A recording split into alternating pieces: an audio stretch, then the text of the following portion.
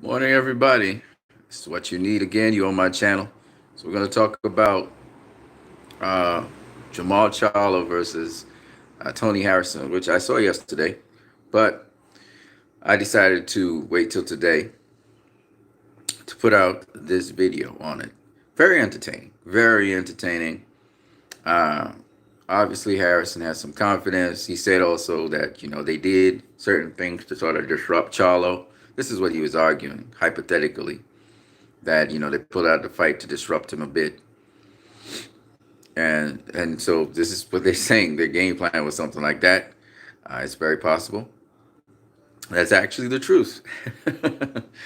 uh, Jamel Charlo keeps on biting the bait on what Tony Harrison is saying. At least psychologically, it seems. Tony Harrison showing that he has all the confidence in the world. At least that's what he's portraying. He may not have all the confidence in the world. He may be worried about Jamal Charlo knocking him out.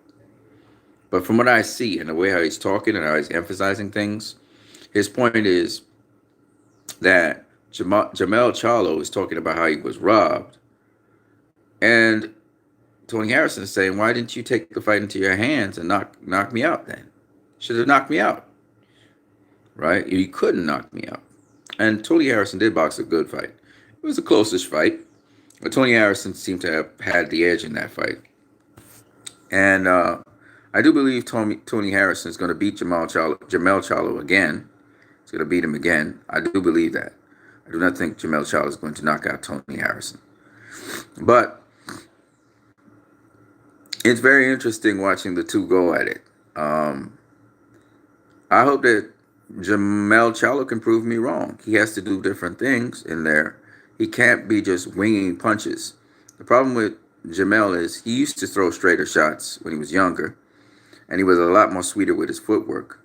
And I think he needs to work on his footwork and not just try to take a guy out. He has to box more and better and smarter. You can't go back doing the same crap, and you can't be just going in there looking for a knockout. We all know Tony Harrison has been knocked out by various people, including Jarrett Hurd, and I forgot the other guy's name, who I think Jamel knocked out as well. I forgot his name right now.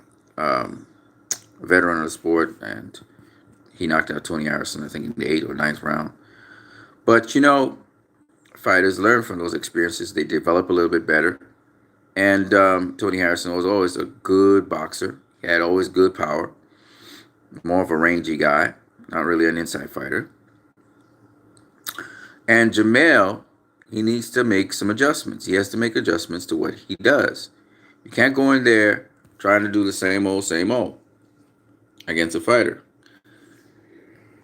You have to be able to make adjustments. Excuse my yawn. So you have to be able to make adjustments, and that's what he did not do. He doesn't seem to be saying he's doing. Hopefully, Derek James has a better game plan than the game plan they had before.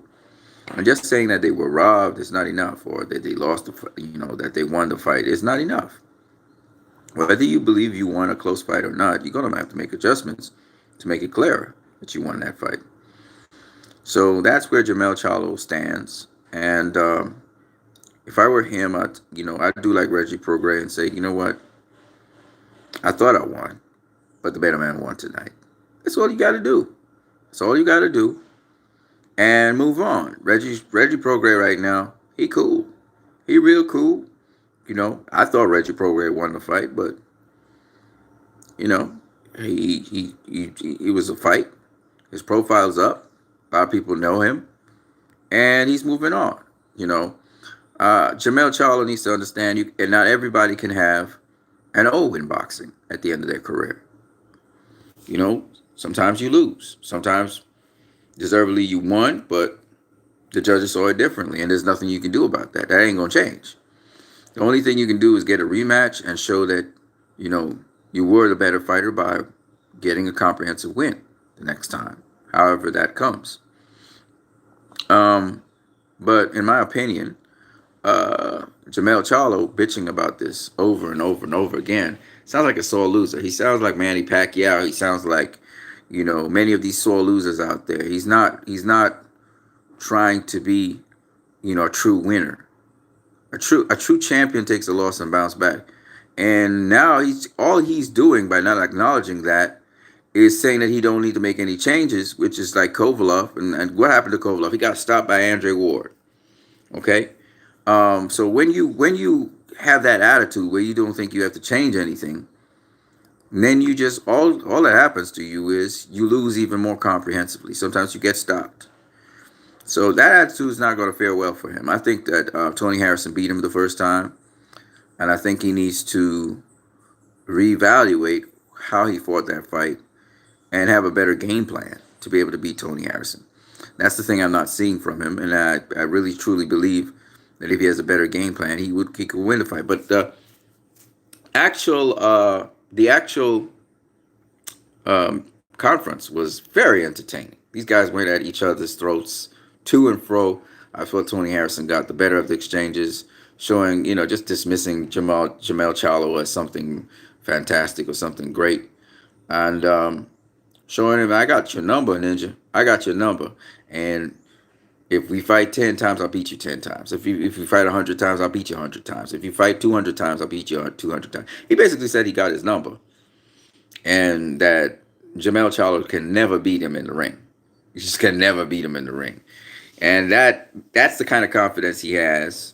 And I do believe that he spiced things up by saying, a hypothetical situation, which could be possibly his situation.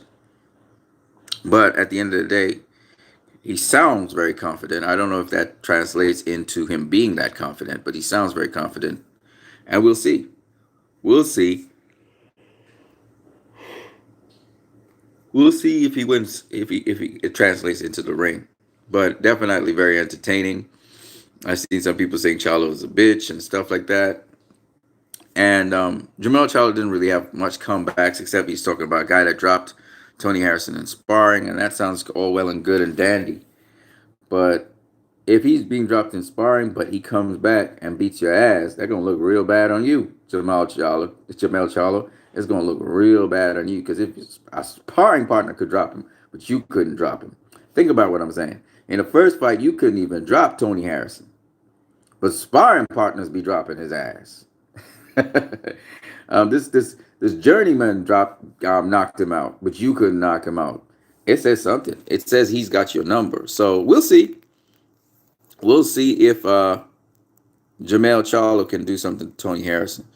There are things that Jamel Charlo could do to Tony Harrison to definitely get the knockout that I've seen, but apparently he doesn't want to change his game. So if he doesn't change his game, those things won't happen. I'm not going to talk about them either. So let's see. Let's see. He's going to get his rematch. Let's see how he performs there.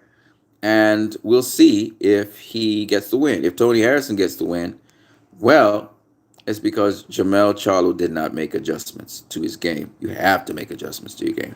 You have to acknowledge that Tony Harrison beat you. He did not do that. And that's the thing that Tony Harrison was looking for, his respect. All Jamel Charlo had to do was say, Tony Harrison, you know what, brother, you beat me. You beat me. You beat me. Your judges saw it your way. You beat me. The better man won that night. That's all he had to do. And then he gets his strategy and game plan together to make sure that he beats Tony Harrison. Can't do that. And that is not honorable. That's when, unless, there was you comprehensively beat the dude and everybody saw it.